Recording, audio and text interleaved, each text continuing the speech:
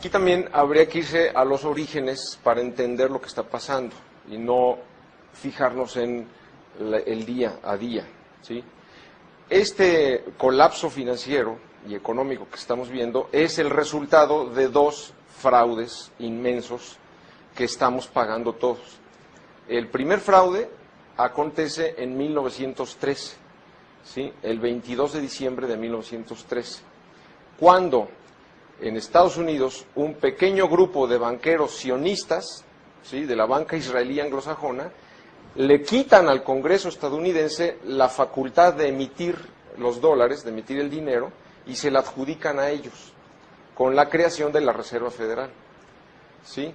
Y tan fraudulenta fue que esperaron a las Navidades, cuando el Congreso ya había suspendido sus sesiones, y dejaron que los congresistas que se oponían al acta de la Reserva Federal se fueran ya a partir el pavo a su casa, y se quedaran en Washington solamente los que estaban a favor, y con ellos, ¿sí?, en un día lo aprobó la Cámara Baja, y esa misma noche la pasaron al Senado y la aprobó. Todavía cuando se la presentaron al presidente Wilson para que la firmara y la publicara, dijo, pero ¿cómo? Si el Congreso está en receso, o sea, jamás se ha dado que se apruebe una ley estando el Congreso en receso. Y entonces llamaron a el banquero sionista, nuevamente, que había sido el mayor financiero de su campaña, se presentó en su oficina y le dijo, tú firmas esto.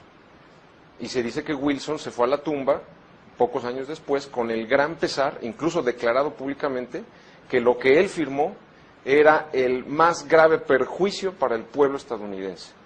Porque a partir de entonces la emisión del dinero se le quitó al Congreso y al Estado y se le dio a un pequeñito grupo privado que tiene la facultad de emitir irresponsablemente todo el billete que quiere y además pedirle intereses al gobierno de Estados Unidos por el dinero que le suministra y cargárselo al pueblo por los impuestos.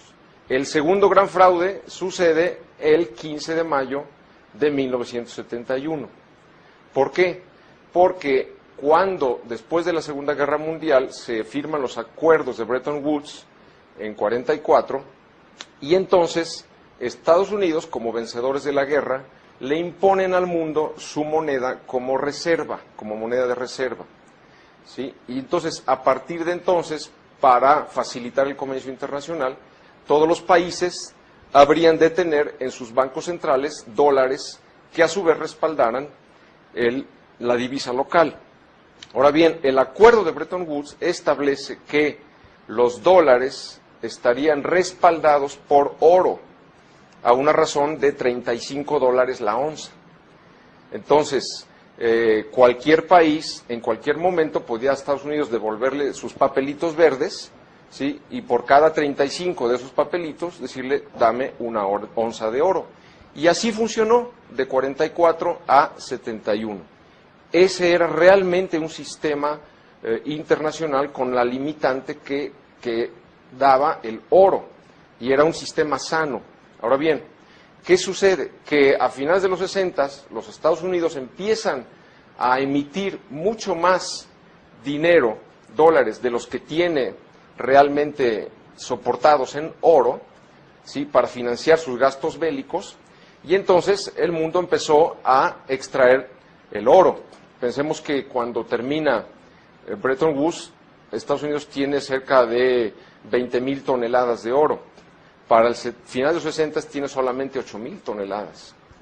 Tenemos una economía ficción. Entonces, en ese momento, el presidente Nixon, en vez de haber hecho lo que debió haber hecho, que era devaluar el dólar, simplemente dijo, yo no respeto más los acuerdos de Bretton Woods, yo ya no respaldo mi moneda, háganle como quieran. Y a partir de entonces, el mundo está inundado de papeles y papeles de dólares que no tiene absolutamente sustento, es decir, los papeles o los dígitos de computadora en los saldos bancarios son nada, son eso, dígitos de computadora, nada más. Es decir, no, entonces por eso, si nosotros vemos la explosión que se llama la explosión de dólares en los bancos centrales, digamos, si de 44 a 71 hay una correlación exacta de dólares a oro, ¿sí? Mientras que de 71 al 2009, donde estamos, el oro en las bancas centrales ha crecido el 10% y ahora menos porque lo están vendiendo, y sin embargo la curva de dólares es realmente que estamos ya llegando, se calcula, a los 8 o 9 trillones, o sea, millones de dólares que está circulando, que no son nada. Ese es realmente el origen del problema de lo que está pasando. Ahora bien, con dinero ficticio, que se crea sin ningún problema, lo acabamos de ver ahora con los rescates, inyectan 780,000 millones de dólares, 500,000 millones de dólares, porque no cuesta nada, o sea, es dinero, es crédito creado de la nada.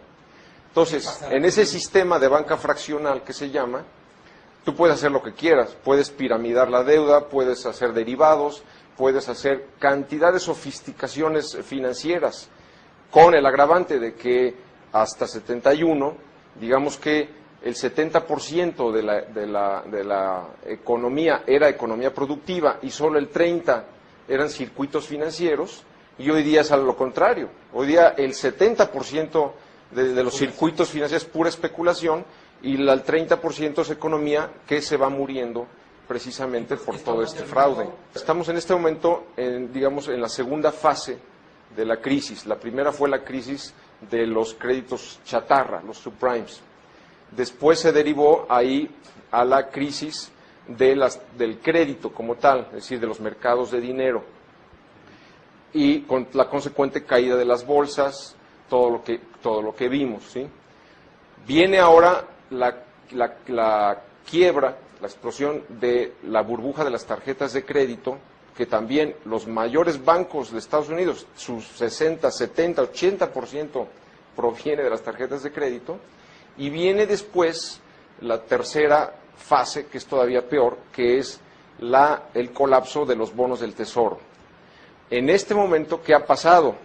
Que cuando se vino toda esta volatilidad en los mercados, pues los capitales corrieron a los bonos del Tesoro, por un lado, a asegurarse, ¿sí? Y por otro lado, porque muchas de las deudas se estaban desapalancando, eran en dólares, las deudas internacionales. Entonces el dólar subió un poco, pero ¿qué sucedió? Que se infló tanto ahora esa burbuja de los bonos del Tesoro, que ahora ya nadie la quiere. Y se dio ya a finales del 2008, por ejemplo, que el bono del Tesoro emite bonos con 2% negativo, cosa que nunca se había dado. Es decir, ¿qué quiere decir? Y la gente los está comprando. Quiere decir, prefiero que el gobierno de Estados Unidos me garantice que solo voy a perder, ya no ganar, solo perder el 2%, a meterme a la bolsa y perder el 30, 40, 50% como ha sucedido. Ahora bien, eso ha hecho que el déficit de los Estados Unidos crezca de una manera pavorosa.